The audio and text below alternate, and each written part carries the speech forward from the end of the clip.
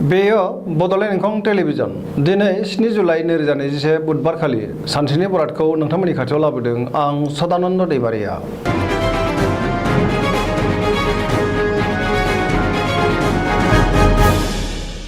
सिगां फरायनो लादों मेष राशि गिबि हांखो अ ल।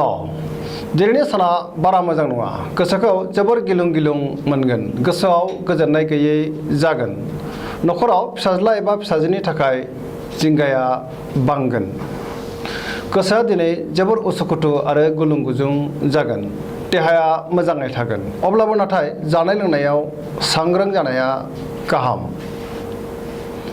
सोरनिबा सायाव हरखाबै गोबां रागा जोंफ्लांनो हागौ। गोसोखौ हमथानाया गाहाम। रांखावरियाव बारा मोजां नङा। नाङा फाङा खरसाया बांगोन। गोबां खहा जानांनोबो हागौ। बेफार फालांगियाव मोजां नङा होनजायो। गुबुना दिनै खहा खालामनो नाजागोन। नखराव बिसि फिसायनि गेजेराव अनलायनाय फैगोन। बिदा फंबायनि हेफाजाबखौ मोनगोन। मावलांनाय खामानिखौ मावफुंनो गोब्राब जागोन। मानिबा जाहोनाव गोसोआ दिनै बायग्लिगोन। जेबो गोदान हाबायाव आखाइ होथ'यैआनो मोजां। गोदान प्रजेक्ट जेबो लाथ'यैआनो गाहाम होनजायो। बिमा बिफानि अननाय आरो बोरखौ मोनगोन आरो बिसोरनि बोसोन लानानै खामानिखौ मावोब्ला मावफुंनो हागोन। सोरबाया गाज्रि नोजोर होखोमागोन। सांग्रां जानाया गाहाम। गोसोआ दिनै जोबोर दरसि जागोन। गुबुननि थाखाय नाङा फाङा जेंनायाव गोग्लैनांनो हागौ। हरखाबै बहानिफ्रायबा गाज्रि खौरां फैनो हागौ। सांग्रां जानाया गाहाम।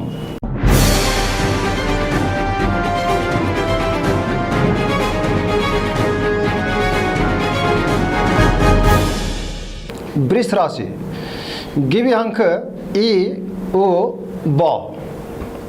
दिनैनि साना जोबोर मोजां। गोसोखौ जोबोर गोजोननाय मोनगोन। गोसोनि साननायफोरा जाफुंगोन। मावनो लानाय खामानिखौ थि समावनो आरो गोरलैयैनो मावफुंनो हागोन। बयनिबो अनसायनाय मोनगोन। समाजाव दिनै गोबां मान मोनगोन। रांखावरियाव जोबोर मोजां होनजायो। आरजिनाय धोनखौ दोनथुमनो हागोन। गोबां धोन आरजिनो हागोन। मोननो गोनां धोनखौ दिनै मोननोबो हागोन। बेफार फालांगियाव गोबां मुलाम्फा मोननोबो हागोन। आयआ बांगोन। नखराव बिसि फिसायनि गेजेराव अनलायनाय फैगोन। बिदा फंबायजों मोजां सोमोन्दो थागोन। बिमा बिफानि अननाय आरो बोरखौ मोननो हागोन। देहाया दिनै मोजाङै थागोन। अब्लाबो जानाय लोंनायाव सांग्रां जानाया गाहाम। जायखिजाया खामानिखौ मावा मानो जेरावबो जाफुंसारगोन आरो मोजाङैनो मावफुंनो हागोन। समाजाव गोबां मान मोनगोन। गोसोनि बोलोआ बांगोन। गुबुननि गोसोखौ दिनै गोरलैयैनो बोनो हागोन। लाइमोनफोरनि गोसोआ दिनै जोबोर रमान्टिक जागोन आरो गावबा गावनि गोसोनि साननायखौ फोरमायलायनोबो हागोन। फरायसाफ्रा फरायनायाव गोसो दुंखांगोन आरो मोजां फिथाइ मोनगोन। सरासनस्रायै दिनै साना जोबोर मोजां आरो मोजाङैनो बारग'लांगोन।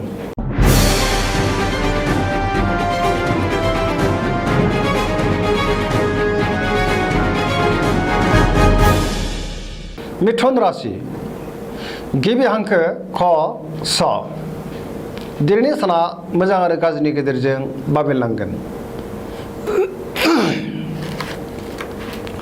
गुबुननि थाखाय नाङा फाङा जेंनायाव गोग्लैनांनो हागौ। सांग्रां जानाया गाहाम। मावनो लानाय खामानिखौ थि समाव मावफुंनो गोब्राब जागोन। गोसोखौ दिनै जोबोर उसाव-बादाव आरो उसुखुथु मोनगोन। देहाया दिनै मोजाङै थागोन। अब्लाबो जानाय लोंनायाव सांग्रां जानाया गाहाम। रांखावरियाव जोबोर मोजां। मोननो गोनांखौ दिनै मोननो हागोन। आरजिनाय धोनखौ दोनथुमनो हागोन। बेफार फालांगियाव जोबोर मोजां मुलाम्फा मोनगोन। नखराव बिसि फिसायनि गेजेराव अनलायनाय फैगोन। बिदा फंबायनि हेफाजाबखौ मोनगोन। समाजाव मान मोनगोन। गोसोनि बोलोआबो बांगोन। बिदा फंबायजों मोजां सोमोन्दोबो लाखिनो रोंगोन। गोसोनि साननायफोरा जाफुंगोन। बबेबा फोरबोआव बाहागो लानो खाबु मोनगोन।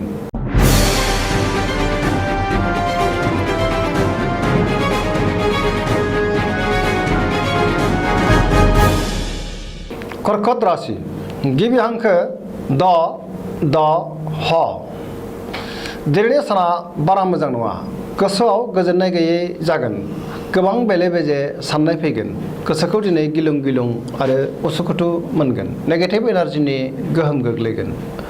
मावनो लानाय खामानिखौ थि समाव मावफुंनो गोब्राब जागोन। गुबुननि हेफाजाब लानांगोन। रांखावरियाव मोजां। बेफार फालांगियावबो मोजां होनजायो। नाथाय खरसायाबो बांगोन। देहाया दिनै बारा मोजां थानाय नङा। गोबां रोखोमनि देहायारि जेंनायाव गोग्लैनांनो हागौ। गगा बायदिसिनाजों खस्थ' मोनगोन। जानाय लोंनायाव सांग्रां जानाया गाहाम। गुबुननि हेफाजाब मोननाय नङा। जायखि खामानि मावा मानो दिनै सांग्राङै मावनाया गाहाम। गुबुनजों रायखुमा जानो हागौ। न'खराव बिसि फिसायनि गेजेराव एना एनि फैनोबो हागौ। गोसोआ दिनै जोबोर दरसि दरसि जागोन। सोरनिबा सायाव रागा जोंफ्लांनो हागौ एबा दुखु मोननोबो हागौ। नेगेटिभ एनार्जिनि गोहोम गोग्लैगोन। सोरबा लोगोआ खहा खालामनो नाजागोन। सांग्रां जानाया गाहाम।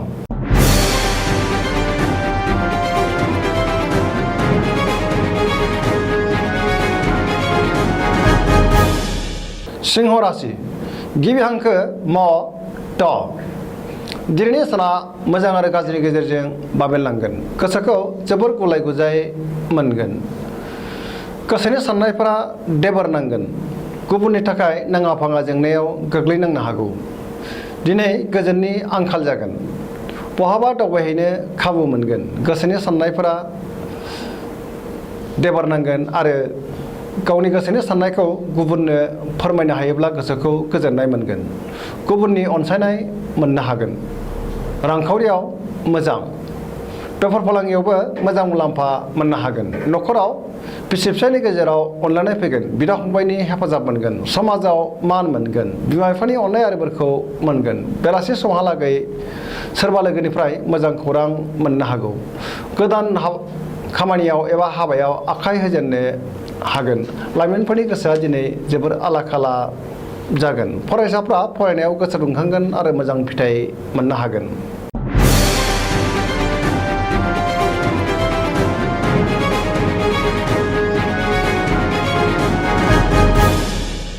कन्या राशि गिबि हांखो प ट। दिनैनि साना जोबोर मोजां। सोरबा गोजाम लोगोखौ हरखाबै बहाबा लोगो मोननानै गोसोखौ दिनै जोबोर गोजोननाय मोनगोन। सोरनिबा सायाव अननाय आरो सोरनिबा सायाव अननाय फैगोन। रांखावरियाव जोबोर मोजां होनजायो। आरजिनाय धोनखौ दोनथुमनो हागोन। बेफार फालांगियाव जोबोर मोजां मुलाम्फा मोनगोन। देहाया दिनै मोजाङै थागोन। अब्लाबो जानाय लोंनायाव सांग्रां जानाया गाहाम। न'खराव बिसि फिसायनि गेजेराव अनलायनाय फैगोन। बिदा फंबायनि हेफाजाबखौ दिनै मोननो हागोन। बिमा बिफानि अननाय आरो बोरखौबो मोनगोन। गोबां खामानियाव मुखुब थागोन। समाजाव मान मोनगोन। बयजोंबो अनसायजागोन। गुबुननि गोसोखौ बोनो हागोन। गुबुनखौ फोथायनोबो हागोन। गोसोआ दिनै जोबोर रमान्टिक जागोन। फरायसाफ्रा फरायनायाव गोसो दुंखांगोन आरो मोजां फिथाइ मोनगोन। धोरोमारि बिथिङाव गोसो दुंखांगोन। सरासनस्रायै दिनै साना जोबोर मोजां आरो मोजाङैनो बारग'लांगोन।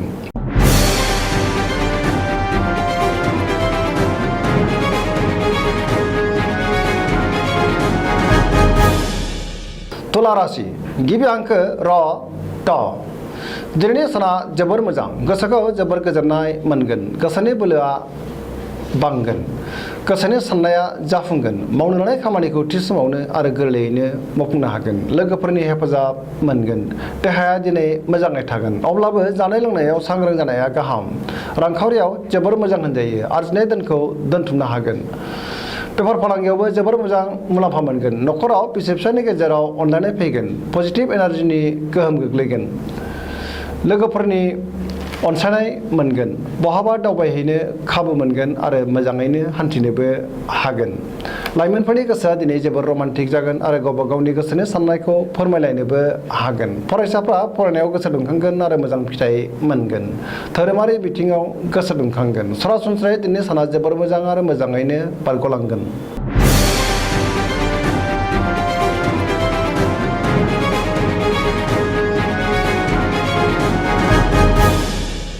वृश्चिक राशि गिबि हांखो न स।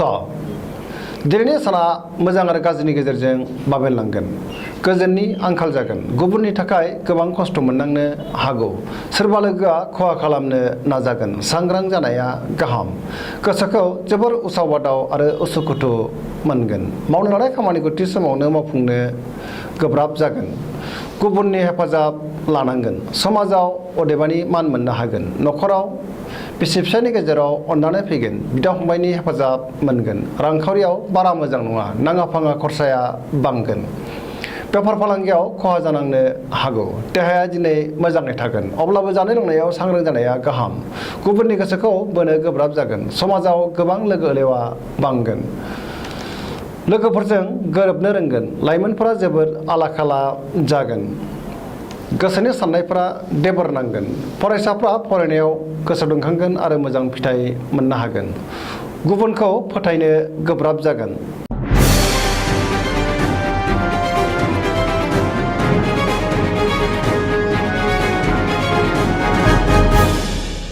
धनु राशि गिबि हांखो ध फ भ। दिनैनि साना जोबोर मोजां। गोसोआव बोलो बांगोन। माबा मोनसे बेसेन गोसा मुवा मोननो हागौ। गोसोखौ जोबोर गोजोननाय मोनगोन। गोसोआव पजिटिभ एनार्जिनि गोहोम गोग्लैगोन। गोसोनि साननायफोरा जाफुंगोन। मावनो लानाय खामानिखौ थि समावनो आरो गोरलैयैनो मावफुंनो हागोन। रांखावरियाव जोबोर मोजां होनजायो। आरजिनाय धोनखौ दोनथुमनो हागोन।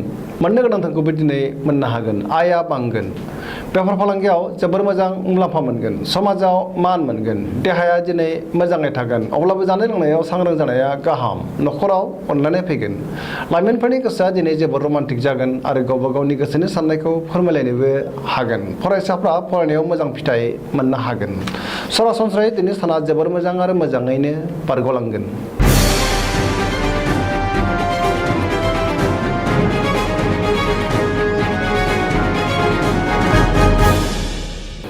मकर राशि गिबि हांखो ख ज। दिनैनि साना जोबोर मोजां। गोसोनि बोलोआ बांगोन। गोसोखौ जोबोर गोजोननाय मोनगोन। पजिटिभ एनार्जिनि गोहोम गोग्लैगोन।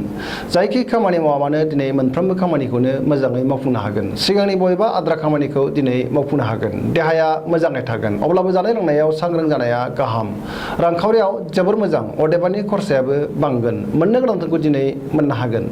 बेफार फालांगियाव गोबां मुलाम्फा मोननो हागोन। न'खराव दिनै बिसि फिसायनि गेजेराव अनलायनाय फैगोन। बिदा फंबायजों मोजां सोमोन्दो थागोन।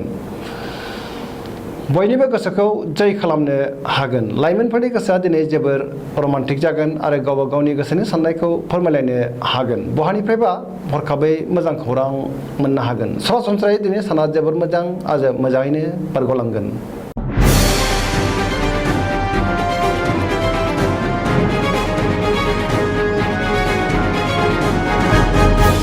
कुम्भ राशि गिबि हांखो ग स स। दिनैनि साना जोबोर मोजां। गोसोखौ जोबोर गोजोननाय मोनगोन। गोसोआव बोलो बांगोन। गोसोनि साननायफोरा जाफुंगोन। मावनो लानाय खामानिखौ थि समावनो आरो गोरलैयैनो मावफुंनो हानानै दिनै बांसिन गोजोननाय मोनगोन। सिगांनि बबेबा आद्रा खामानिखौबो दिनै गोरलैयैनो मावफुंनो हागोन। समाजाव मान मोनगोन। लोगोफोरजों मोजां सोमोन्दो लाखिनो रोंगोन। गोबां मुंदांखा सुबुंजों लोगो मोनलायगोन। गोसोनि साननायफोरा जाफुंगोन। गावनि गोसोनि साननायखौ गुबुननो फोरमायनोबो हागोन। रांखावरियाव जोबोर मोजां होनजायो। मोननो गोनां धोनखौ दिनै मोननो हागोन। आरजिनाय धोनखौ दोनथुमनो हागोन। बेफार फालांगियाव जोबोर मोजां मुलाम्फा मोननो हागोन। देहाया दिनै मोजाङै थागोन, अब्लाबो जानाय लोंनायाव सांग्रां जानाया गाहाम। न'खराव अनलायनाय फैगोन। गुबुननि थाखाय मोजां खामानि मावनानै होनो हागोन। समाजाव बयजोंबो अनसायजागोन आरो मान मोनगोन। गोसोखौ जोबोर रमान्टिक मोनगोन। लाइमोनफोरा मोजां खौरां मोननो हागोन। फरायसाफ्राबो फरायनायाव गोसो दुंखांगोन आरो मोजां फिथाइ मोनगोन। सरासनस्रायै दिनै साना जोबोर मोजां आरो मोजाङैनो बारग'लांगोन।